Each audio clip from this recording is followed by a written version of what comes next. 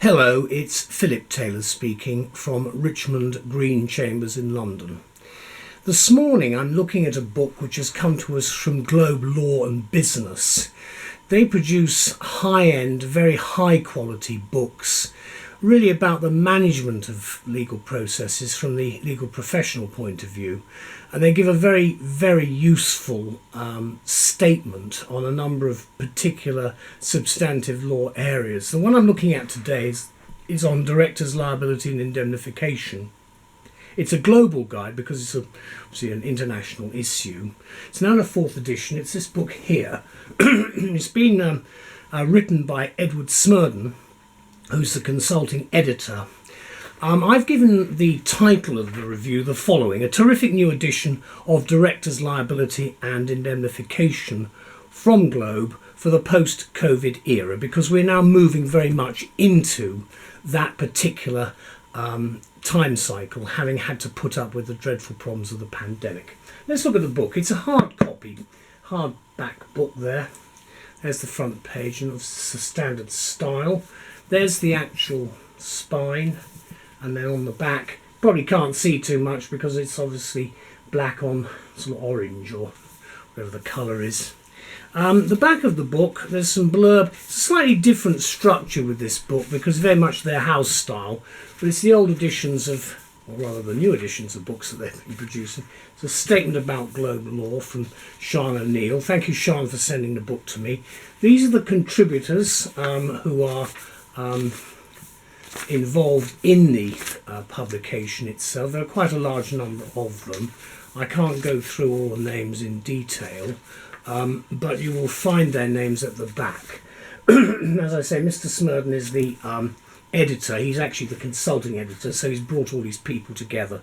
The book runs to just under 900 pages. The front page, again, it's a standard style. You can see that. You've then got the table of contents, and you can see a large number of specific areas covered, specific countries. Then we go over to the page. You see the United Kingdom and the United States right at the back, of course under U. Then of course after that we move into a preface written by Edward. Always worth reading the preface to get an idea of where we're going with these publications. And then after that, we've got conclusions and acknowledgements, and then we go specifically into the countries of origin, starting, of course, with Australia, and the name of the individual person who has written this particular section is given. And it has a standard structure of an introduction, and it follows a particular format. So what do we say about the book? Well, I've actually borrowed some of the the actual statements about the book from the back cover. But we are, of course, delighted to review this latest book from Globe. Obviously, Directors' Liability and Indemnification is an important area of corporate governance, as we now call it, in other words, company law. And it's written, as I've said, by Edward Smerdon. And what we're getting here is a detailed statement as a global guide, now in a 4th edition, on this particular area of directors' liability. I think it's an important and essential reference guide for directors, for officers of companies, in-house counsel and private practice lawyers who are advising them. And I think that practitioners will find that the work provides a starting point for their assessment of today's legal exposures that we're facing, and I hope it will give them some help with the management of their business risks, because remember, with whatever you do when you're running a legal firm, you do have to assess the risks. It's not the same thing for me as counsel, but it's certainly the case with solicitors or equivalents, where it's a proper business and you have to look at business risk. Now, the professional world, of course, now begins to recover from COVID. So both companies and individuals are now looking at increased risk and uncertainty, especially, of course, in this country and globally, with higher inflation rates and cost of living problems.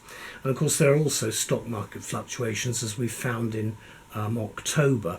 We also have heightened international tensions, such as Ukraine, and the full effects of Brexit, which are yet, in my view anyway, to be felt in any really serious sense. Brexit is over, but of course we've still got that long problem of now seeing where we stand as Britain within the world and where the world views us. We've also got the issues of emerging countries and emerging economies such as the Indian and the Chinese economies, because they are superpowers, effectively challenging for the first time the supremacy of both the United States of America and the European Union. And of course, linked with these events are the daily problems of cyber attacks, on the increase since the attack on Ukraine, enhanced security of cultural perspectives within the business world, following pressure groups such as the Me Too movement and the Black Lives Matter movement, both of which have had significant impacts. Of course, there's also the ever-present threat of climate change and the new COP meeting in Egypt, which of course is the issue which will confront boardrooms. Now, covering these issues, directors of course are subject to more legal scrutiny than they've had before, and in the last 6 years since the last edition appeared, company laws and financial regulations have been substantially updated, as we certainly know here. And of course, there's a more diligent and better resourced enforcement area concerning bribery and corruption law. And I have to say here that this is never treated seriously, both nationally and internationally. But when you look at crime in Britain, 45% of crime is now about fraud, internet fraud primarily. None of this smash and grab stuff in banks, it's all gone. We're now talking about a very different way of looking at fraud and looking at corruption. And internationally, it's an absolutely dreadful problem, which is completely underestimated because people are basically on the take. It's as simple as that. Now, shareholders around the world enjoy more extensive rights to hold directors to account than ever before. And this is really why the book is being published at this point. And it's the position that directors are less likely to be forgiven for ignoring their responsibilities. So the pressure is very much on them. They're looking ever more closely at the protection available to them as a result. And that's basically looking at the concept of indemnification and directors and officers, that's D&O, insurance policies. Can I say on indemnification, that's a lovely word. We have it in the law concerning costs, the end of a trial. Many people don't understand indemnification principles, but in essence it's a protection of some sort, bearing in mind what can happen. So that's really, if you don't understand the word, it does have a legal meaning, but I think it's quite important to get some idea of what it actually means. And of course, with the directors and officers D&O insurance concepts, they've recently been through the hardest market for decades, with reductions in the amount of cover available and significantly increased premiums, partly because of the increase in volume and the severity of directors' claims. And that is bound to be the case as we become a more literate, more aware society, putting it bluntly. That's bound to be the case because people are going to complain more and they're going to have higher expectations. My job as a counsel is to manage expectations, and in fact that's something that I think probably is very much in the forefront of these guys' minds. Nonetheless, of course, the exposures that the directors face and the extent to which both indemnification and insurance concepts may provide protection around the world is described as very nuanced by the editor. In other words, what he's saying is there can't be one size fits all in terms of how we deal with it. So we think that what Smerdon has done here with the 4th edition is to give us a fully updated contribution from all the leading experts around the world on what directors need to be concerned with in the 2020s and beyond, together with the protections available, and specifically, of course, indemnification, which of course, as I say, is probably building up to be a very substantial area after a lot of issues concerning the concepts of insurance. You're paying a premium, you're never going to get anything for it at the end of the day, because there seems to be a very marked reluctance by the members of some parts of the insurance market to be bothered to pay up, putting it bluntly. Let me summarise the book by saying each chapter follows a set structure, has been updated, of course, to include a commentary on the risks of civil, criminal and regulatory claims against directors, and it also looks at the availability of the indemnification concept and the D&O insurance approach.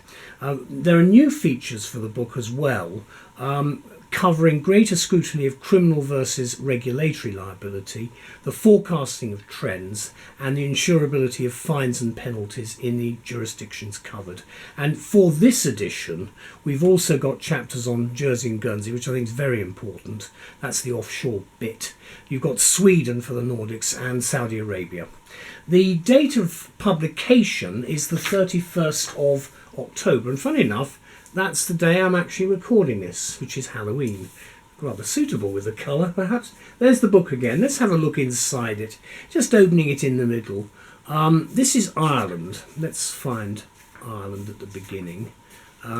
This is actually, there we go. You can see this is halfway through the book. This is from the Irish perspective, written by Donald Dunn, Eileen Grace and Adelshaw Goddard. It's got again, the introduction. It's a standard structure all the way through.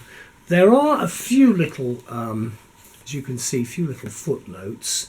There is paragraph numbering. There is, of course, no, which is very much probably a concern for some people, that there is actually no index at the back of the book. However, I think Globe have set a particular stance with their approach, and these books are of incredible importance to all of us in the corporate world. So a very big thank you to Edward Smerdon, and of course to Sean and Nicola very much for the work they do producing this material for us. You make our lives a lot easier, so a very big thank you to all of you. Bye bye.